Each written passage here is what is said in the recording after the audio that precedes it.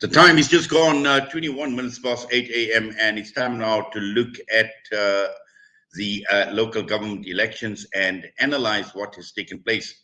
Now, there was quite an interesting observation that was made, and this observation talks about uh, the ANC and whether they will ever recover and will they go down to even a sub 40% party over the next 5 years, where we've seen their support base now dip to below 50%. And the observation is about the ANC being the uh, getting its vote from the poor, the very people that they had abandoned. And the only reason that the ANC has been able to survive is because it has created the biggest social grant system in the world, where they have created a beggar state instead of empowering people and being a productive state with when one just looks at the high levels of unemployment in the country, and when one looks at the drop and obviously a loss, losing their majority in all metros except two, and even to the extent places like their strongest support base, Soweto and eThekwini, this is where they actually lost support. So, looking at this election, is this about a changing political landscape? Are we seeing a democracy maturing in the country? And we joined on the line by none other than Ashraf Patel, who is a senior research associate at the Institute for Global Dialogue. Ashraf, assalamu alaikum wa rahmatullahi wa barakatuh. Walaikum salam, Brother Inayat, and Juma Mubarak to your listeners.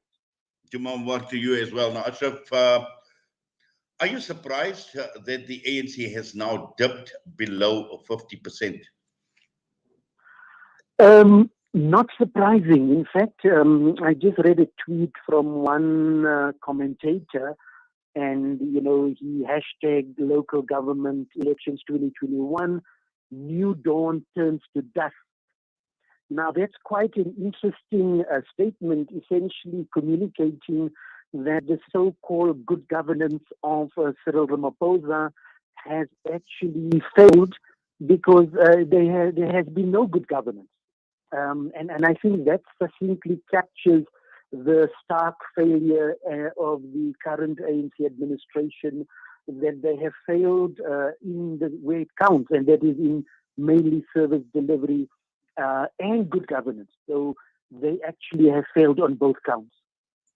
Yes. Now, the warning signs were there all the time. In fact, they were there in 2016, and we see it now even in 2021, that the ANC would be dropping in terms of numbers and losing support. But also at the same time, what many are saying, that this is now democracy in action. This is a maturing democracy in this country, where voters obviously are waking up to the fact, looking at issues, understanding the issues that are impacting, and making their mark or making their voices known at the ballot box. Yes, definitely. Remember, it's important to note that a democracy is a very expensive business. It's actually a Western construct, and it's hugely expensive on the fiscus. I mean, the IEC budget for elections is well over 20 billion rand. The amount that political parties spend on election is double that. So those monies could go into social programs.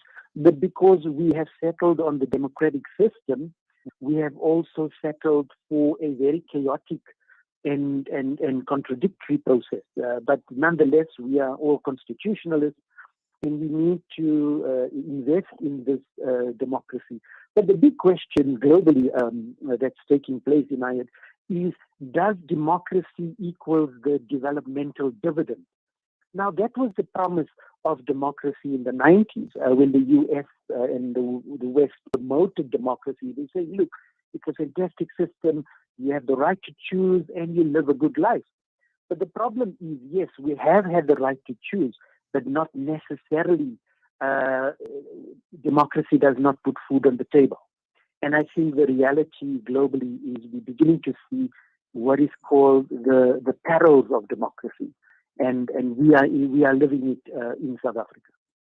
Well, certainly, and also I think when we're talking about democracy, we know that it is a political system, but also a capitalist economic system. And at the end of the day, as long as we are deep rooted into what is called a capitalist ideology, irrespective of who governs, at the end of the day, we're still going to be seeing this huge gap that we are seeing in this country. And the point I had made earlier, that the ANC, possibly the only reason why it is still clinging on to power is it has created this massive social grant system, but ignoring all the other important issues like service delivery, like creation of jobs, like growing the economy. Yes, definitely. Let us look at the three big issues, the three big pain points.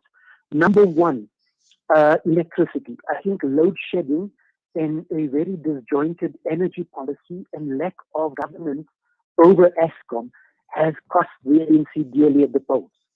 And that is continuing. And the move towards the so-called green economy is going in haste.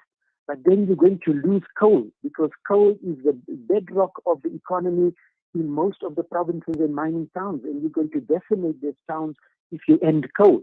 So then you're going to lose working class and poor support there. Number two, the COVID vaccine rollout was the most disastrous in the world, and the most expensive, and the most chaotic. And over the last 2 years, we've had billions being spent on COVID, but only 20% of the population is vaccinated. So that's another massive failure of the Ramaphosa administration. And number three, corruption. The new dawn was meant to be a good governance model. And that is why we were all excited in 2017 with CR17. But what have we had? Sophisticated corruption. If you look at the PPE scandals alone, that go into billions, that has been a shocking indictment of lack of oversight. So these are just three examples of the abject failure of the current administration, and ordinary people are completely fed up. And I think that is the big three issues for the time being, yes.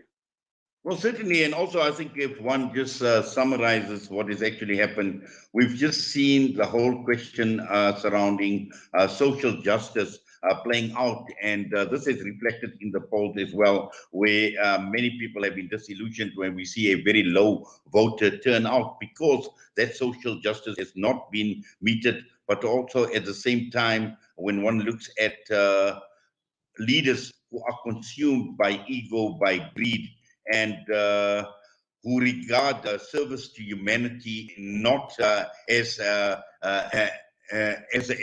calling, but more importantly, it's all about personal egos. It is about personal ambitions, and at the end of the day, not willing to do anything about it. Definitely. If you look at the results, the two big winners was the IFP and the Freedom Front. Now, what does that tell you? If you analyze, there is a backlash against what is called urban elites or metropolitan elites. There is a throwback to what is called traditional identity politics. And the rapid growth of the IFP, the rapid growth of the Freedom Front in their own ethnic constituencies is beginning to show that there is a backlash against this urban elitism. And I think the ANC and the DA basically represent this very elite, urban kind of elitism that's linked to globalization that has completely sort of exploited ordinary people. And I think all the other parties are trying to offer alternatives in different ways. This is the key takeaway of the election, that the neoliberal policies of both the ANC and the DA will not work in South Africa, and there is a decline in their support. And so the ANC has to go back to basics, back to its reconstruction and development kind of programs that the social partners put forward in the 90s. They have to reconnect with the mass base. But under the current Cyril administration, is completely vested with the corporations. In fact, he is backed by capital, both local capital and global capital. So it's unlikely that he will be able to make substantive changes. So the ANC is between a rock and a hard place as we speak. Well, it certainly is. And also, I think this is also seen quite clearly in the Western Cape, where you're looking at parties like the Cape Coloured Congress that have had measured levels of successes. Now, these are all activists who came together and they contested the election. And we see this rise in activism politics because of the disillusionment with political parties. Definitely, Inayat. If you look at it's only the city of Cape Town that the DA won, and all the smaller secondary towns are now hung councils. The Western Cape has 21 hung councils. We've seen the growth of small parties, the Good Party, Al Jamah, Patriotic Alliance, Action South Africa. These are parties that are connected to the community base. And that is important, and maybe that is a green shoot. Those are interesting, positive developments for democracy, where communities are taking the action and shaping local politics first to inform a national politics. So it is a bit of a positive development from that point of view. But the problem is, in a COVID economy where there is low growth and less revenue for distribution and for social programs and for infrastructure, whoever wins councils won't have the budget to implement some of the social programs.